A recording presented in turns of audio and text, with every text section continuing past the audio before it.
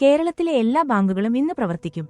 March 31 സാമ്പത്തിക വർഷത്തിന്റെ അവസാന ദിനമായതിനാൽ റിസർവ് ബാങ്ക് ഓഫ് ഇന്ത്യയുടെ നിർദ്ദേശപ്രകാരം ബാങ്കുകൾ തുറന്നിരിക്കും.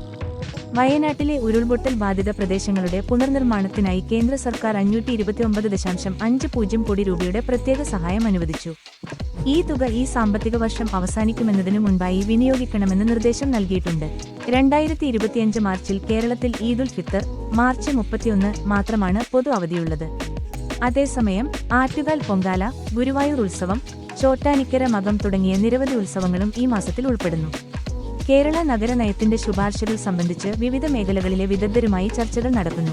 അന്തിമ റിപ്പോർട്ട് ഇന്ന് തയ്യാറാക്കും. കേരളത്തിലെ ക്ഷേത്രങ്ങളിൽ യാന്ത്രിക ആനകളുടെ ഉപയോഗം വർദ്ധിക്കുന്നു.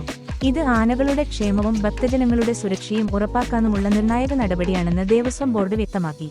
വയനാട്ടിൽ പ്രളയത്തിൽ വീടുകൾ നഷ്ടപ്പെട്ടവർക്ക് പുനരധിവാസം നൽകുന്നതിനുള്ള പ്രവർത്തനങ്ങൾ പുരോഗമിക്കുന്നു. കൊച്ചി മെട്രോയുടെ പുതിയ ദൗത്യം ഉദ്ഘാടനം ചെയ്തു. ഇത് നഗരത്തിലെ ഗതാഗത സൗകര്യങ്ങൾ മെച്ചപ്പെടുത്തും.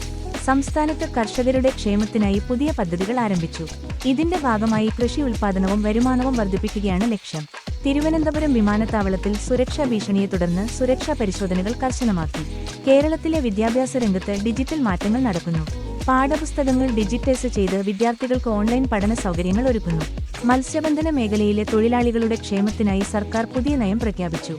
കൂടാതെ കൂടുതൽ ആളുകളെ ഉൾക്കൊള്ളുന്നതിനായി ആരോഗ്യ ഇൻഷുറൻസ് പദ്ധതി വിപുലീകരിച്ചു. പാലക്കാട് വഴി കടന്നുപോകുന്ന ദേശീയ പാതയുടെ വികസന പ്രവർത്തനങ്ങൾ ആരംഭിച്ചു. വനിതാ സുരക്ഷ ഉറപ്പാക്കുന്നതിനായി പോലീസ് പുതിയ നടപടികൾ സ്വീകരിച്ചു. മലയാളം സിനിമകൾ ദേശീയ പുരസ്കാരങ്ങളിൽ ശ്രദ്ധേയമായ നേട്ടങ്ങൾ കൈവരിച്ചു. പുനർനവീകരണ ഊർജ്ജത്തിന്റെ ഉപയോഗം പ്രോത്സാഹിപ്പിക്കുന്നതിന് വിവിധ പദ്ധതികൾ ആരംഭിച്ചു. കേരളത്തിലെ പ്രധാന നഗരങ്ങളിൽ കൃത്രിമ ബുദ്ധിമുട്ടുകൾ ഉപയോഗിച്ച് ഗതാഗത നിയന്ത്രണ സംവിധാനം നടപ്പിലാക്കുന്നു. ആരോഗ്യവകുപ്പ് പുതിയ കോവിഡ് പ്രതിരോധ മാർഗനിർദ്ദേശങ്ങൾ പുറത്തുവിട്ടു. കേരളത്തിലെ വിനോദസഞ്ചാര മേഖല വീണ്ടും പൂർത്തിയായി പ്രവർത്തനം ആരംഭിച്ചു. സംസ്ഥാനത്ത് കർഷകരുടെ പ്രശ്നങ്ങൾ പരിഹരിക്കാനുള്ള പ്രത്യേക യോഗം ഇന്ന് ചേരും.